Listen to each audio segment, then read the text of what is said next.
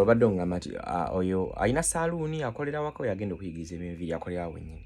Alina buli kimu. Alina buli kimu.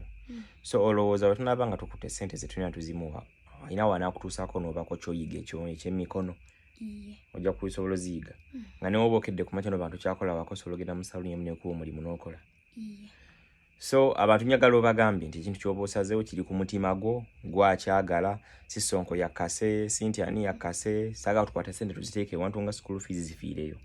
Kuba akasente ke tuyinayo ke twasigazayo akako waliwo omukyalo bamuyita Oyiziti oba Ahmed ani mwerabidde erinnya Hajati ali awo yasembayo kumperezayo $5,000 tugenda gatta ne bwe twasigazaako nange ndabika ennyongerako tukuteereyo ssente ezo otandika oyiga n'abiyigo byagala. Ngenda biyiga. Tuteeke ssente ne zifiirayo. Iye. Kale ndowooza bannange ekyekyo waliwo puroguramu y'okukola ebindazi. So puroguramu y'ebindazi wagivaako?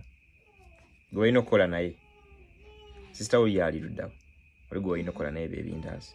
Yali agenda yagamba ali kuddayo mu kyalo n'oli mukulu wange oli omulala omulenzi. Baddayo mu kyalo? Se kitegeeza wali osigadde naani? Bo bagenda oli mukulu wange. Namugamba tuddeyo mu kyalo nze ngenda kukolayo bizinesi mu kyalo mu tawuni yeeyo. Wali oyagala oddeyo naye? Okay. Ne mbagamba genda sigala eno kubanga nina gye ngenda okubeerangako.